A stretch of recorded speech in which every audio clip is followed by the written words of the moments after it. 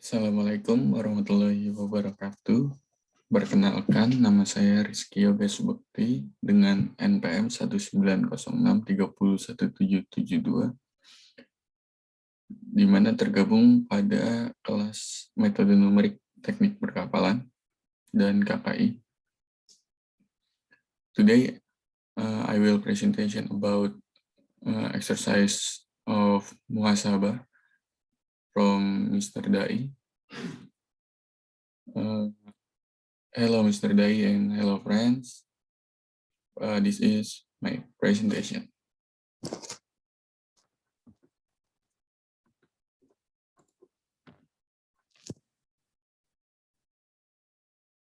Siapa dan apa dasar pengajaran atau esensi pengajaran Pak Dai?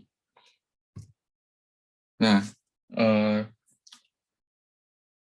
saat itu Pak Dai pernah memberikan sebuah video di web CCI, yang dimana video tersebut diambil dari YouTube yang membahas tentang sebuah tokoh, yaitu Elon Musk, yang dimana Elon Musk ini di video tersebut menjelaskan bahwa penyampaian pendidikan ini bisa dianalogikan atau diasumsikan melalui sebuah video game. Dan Elon Musk ini juga menjelaskan gitu, bagaimana peran pendidikan tinggi untuk masa depan. Jadi secara tidak langsung Elon Musk ini sangat mendukung dan mengutamakan pendidikan itu dibuat secara fun, dibuat secara seperti video game, agar lebih mudah dalam penyampaiannya. Mungkin itu yang dilakukan oleh Pak Dai pada kelas metode numerik. Lalu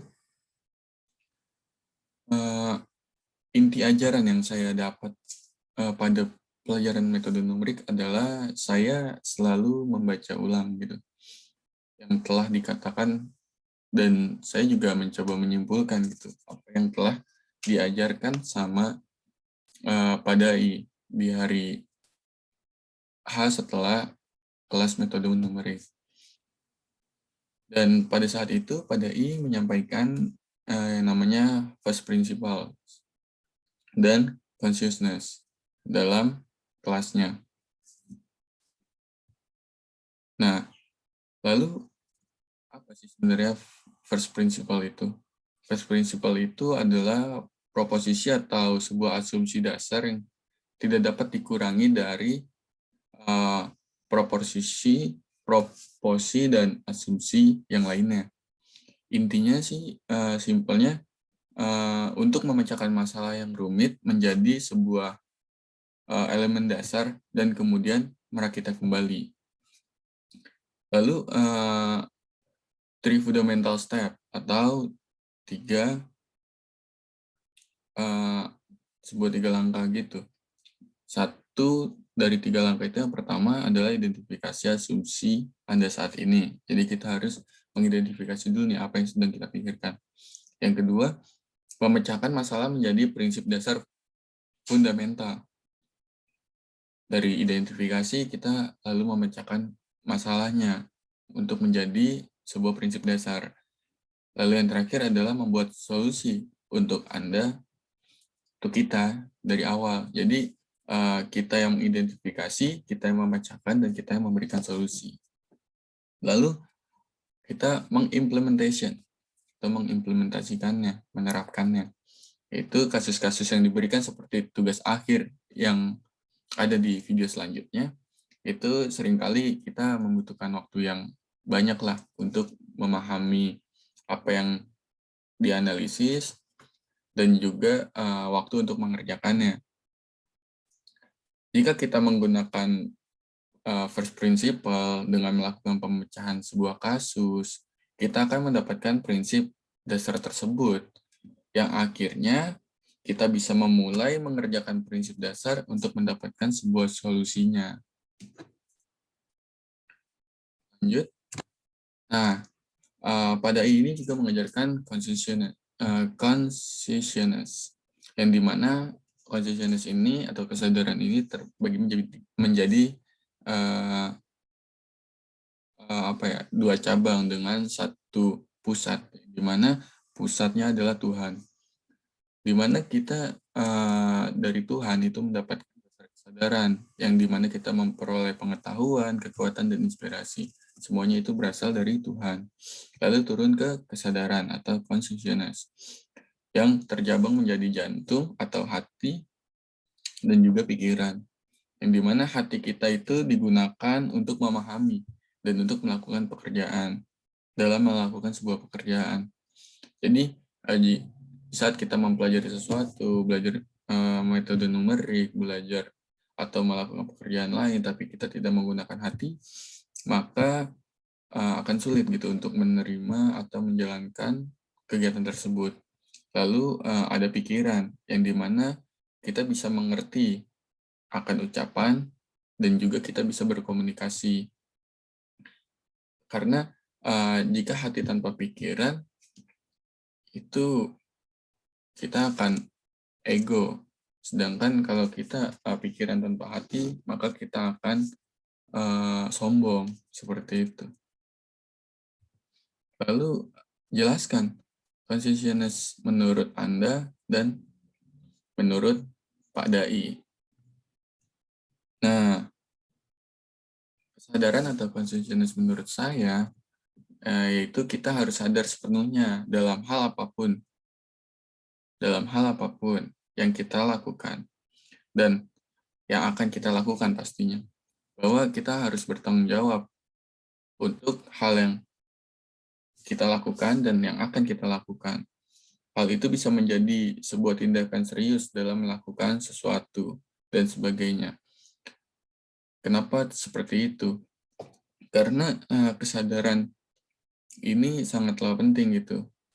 Kita harus tahu batas kemampuan kita sampai mana, batas pemahaman kita sampai mana, batas kekuatan kita sampai mana. Jangan sampai di saat kita melakukan sesuatu tanpa kesadaran, kita akan ceroboh, kita akan lalai, kita tidak akan sanggup gitu, karena sebenarnya kekuatan kita hanya sekian persen, kita melampaui batas dari kekuatan kita. Lalu, apa sih kesadaran menurut Pak Dai? Nah, Pak Dai ini pernah menuliskan di website akun CCIT-nya, di berandanya, kita bisa sering melihat gitu, aku adalah kesadaranku. Nah, apa sih sebenarnya? Menurut saya, berarti Pak Dai ini memberikan sebuah implementasi gitu, kesadarannya sendiri. Hal ini juga bisa kita lihat dari bagaimana Pak Dai menyampaikan materi di dalam kelas secara akademik dan non-akademik secara berurutan. Biasanya Pak Dai ini di dalam kelas metode numerik, dia selain memberikan materi-materi akademiknya, dia juga memberikan banyak pelajaran-pelajaran kehidupan gitu di luar mata kuliahnya. Namun hal tersebut bisa dikemas secara baik gitu, secara berurutan, sehingga kita dapat mengambil atau menyimpulkan atau memahaminya secara baik. Pak Dai juga pernah menuliskan di dalam society-nya bahwa hatiku bekerja untuk menyandi dan otakku memecahkan kode. Menurut saya itu artinya, misal kita sebagai seorang engineer gitu, seperti saya misalkan ada di seorang engineer naval arsitek dan marine engineering, kita perlu menggunakan hati untuk memahami mengapa kita harus mempertimbangkan kepentingan publik gitu, misalkan sosial, dalam apapun yang kita desain yang berkaitan dengan lingkungan kita, misalnya aspek lingkungan dan lain-lain. Misalkan di anak perkapalan, kita harus mempertimbangkan aspek lingkungan ya, seperti penggunaan bahan bakar yang cocok atau yang aman gitu untuk ekosistem yang ada di laut, sehingga kita bisa saling menguntungkan. Kita tidak mencemari laut dan laut akan memberikan aura positif untuk kita gitu. Jelaskan secara lengkap dan sistematis pemahaman Anda terhadap konten-konten, baik konsep-konsep maupun penerapannya dalam soal-soal atau studi kasus mata kuliah metode numerik. Nah, penjelasan konten-konten yang pertama di sini. Yang pertama itu ada konsep kesadaran, yaitu kita bisa sadar gitu sebagai seorang mahasiswa. Yang kedua itu konsep topik, yaitu kita bisa fokus pada dasar topik pembahasannya. Yang ketiga adalah aplikasi. Itu kita menggunakan perangkat lunak seperti CFD soft dan model terbuka seperti Python, atau kita menggunakan coding-coding yang lain seperti Visual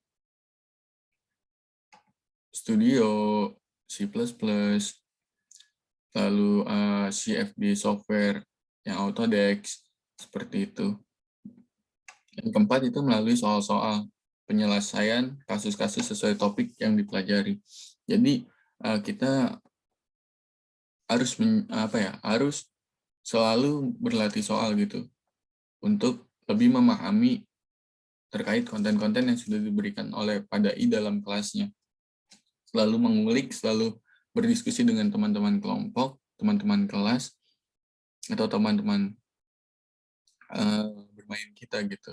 Sehingga kita bisa lebih memahami terkait konten-konten yang telah dijelaskan. Lalu, jelaskan bagaimana kesadaran Anda bisa membantu Anda dalam belajar metode numerik. Nah, ini adalah skema bagaimana kesadaran itu membantu kita dalam melakukan kegiatan. Yang pertama adalah pastinya ada sebuah penundaan. Terkadang terjadi tunda-menunda gitu dalam belajar atau dalam mengerjakan tugas. Hal itu nggak usah kita pungkiri lah. Semua orang juga pasti ada titik jenuhnya atau ada titik bad mood-nya. Sehingga harus merelakan gitu, entah merelakan tugas atau belajarnya untuk menyenangkan diri sendiri dahulu. Lalu ini dilanjutkan oleh faktor pendukung, yang itu mengingat kembali faktor apa saja yang menjadikan kita tidak bisa melakukan hal yang sifatnya menunda-nunda.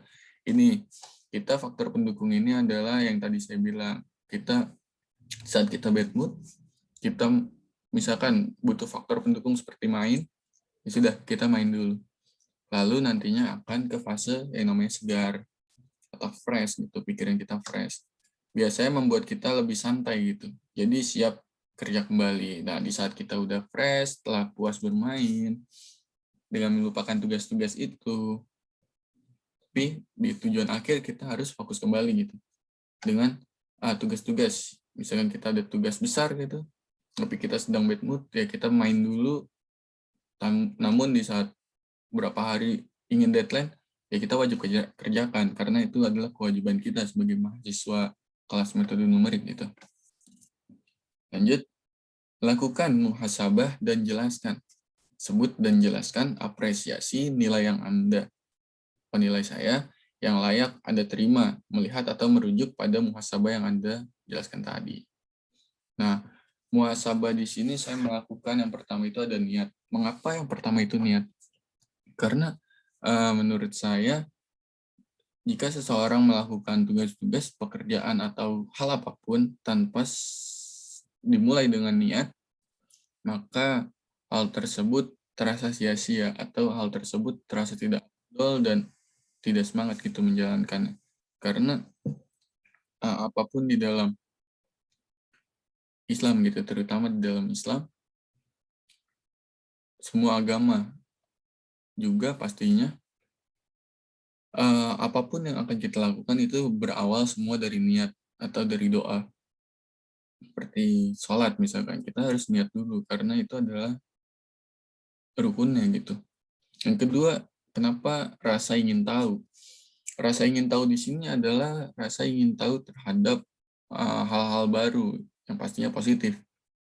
Seperti di kelas metode numerik, ya saya memiliki rasa ingin tahu yang tinggi gitu di saat pelajaran metode numerik, yang dimana pastinya terkait coding-coding, penggunaan aplikasi, penggunaan sebuah software-software yang hanya digunakan oleh segelintir orang gitu.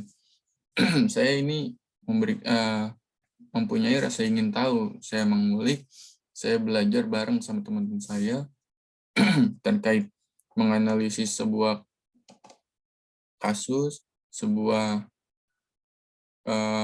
kejadian. Kemudian akhirnya saya melakukan pemahaman. Yang akhirnya dari niat tadi, dari rasa ingin tahu, dari keaktifan, segala hal yang membuat akhirnya saya memiliki pemahaman yang nantinya bisa digunakan gitu, bisa diaplikasikan setelah kelas metode numerik gitu, terutama di bidang engineer, yaitu naval arsitek dan marine engineering. Nah, pengetahuan selama pembelajaran metode numerik berlangsung dengan penyampaian konsep-konsep pembelajaran, saya dapat menerima dan juga dapat melakukan pemecahan masalah yang diberikan untuk memahami apa yang harus dilakukan. Kemudian menerapkan teori-teori yang ada untuk membantu memecahkan masalah tersebut. Lalu ada keterampilan. Jika kita membahas sebuah materi yang disajikan, misal ada sebuah materi finite element, yang dimana semua langkah-langkah pemecahan masalahnya itu sebenarnya bisa saya pikirkan gitu. Menyelesaikannya menggunakan sebuah perhitungan analitis yang ada di dalam buku. Namun, berbicara tentang bahasa pemrograman, saya masih mempelajarinya dan juga mencoba membuat kemajuan. Saya mencoba menyelesaikannya dengan cara pemrograman gitu. Untuk apa? Walaupun itu menghambat waktu, tapi di situ saya mengambil hal positifnya. Saya bisa belajar, saya bisa membuat kemajuan untuk diri saya gitu ke depan. Yang terakhir itu yang ada sikap. Kenapa sikap masuk gitu? Sikap itu penting gitu. Sebagai mahasiswa, terutama mahasiswa teknik dan di kelas metode numerik, saya ini harus menjaga sebuah integritas dengan menghadiri kelas terutama. Dan juga berpartisipasi dalam kelas gitu. Bahkan dalam mengerjakan tugas, saya selalu berusaha menyelesaikan tepat waktu dan juga banyak gitu bertukar pikiran tentang tugas-tugas dengan teman kelompok, teman kelas, maupun teman main saya gitu. Lalu apresiasi yang layak untuk diri saya, menurut saya dari muhasabah-muhasabah yang sudah saya lakukan, yang saya jelaskan sebelumnya, saya dapat mengapresiasi diri saya dengan nilai range antara 86 sampai 90 atau kategori nilai A. Mengapa? Karena hal tersebut layak gitu. Yang didukung oleh muhasabah yang sudah saya lakukan pada metode numerik ini, kelas metode numerik ini. Lalu ini adalah daftar dari penilaian eksternal yang dimana ini adalah urutan nilai-nilai atau urutan nama dari kelas teknik perkapalan. Di mana range-nya 85, 80 sampai 90. Itu merupakan nilai-nilai yang cocok untuk teman-teman saya dan saya memberi nilainya sebesar 90. Terima kasih, mungkin itu saja yang dapat saya sampaikan. Sebelumnya ada kata-kata dari Paulo Coelho yang berbunyi, hanya ada satu hal yang membuat mimpi tidak mungkin tercapai. Ketakutan akan kegagalan. Itu saja yang dapat saya sampaikan, kurang lebihnya saya mohon maaf. Terima kasih pada I atas pembelajaran metode numeriknya dan teman-teman sekalian yang sudah membantu saya dalam bertukar pikiran, berdiskusi, dan memecahkan masalah. Kurang lebihnya saya mohon maaf. Akhir kata, wassalamualaikum warahmatullahi wabarakatuh.